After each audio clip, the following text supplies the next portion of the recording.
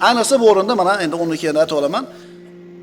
Domlalarda tirikchiligini tekshiradiganlar.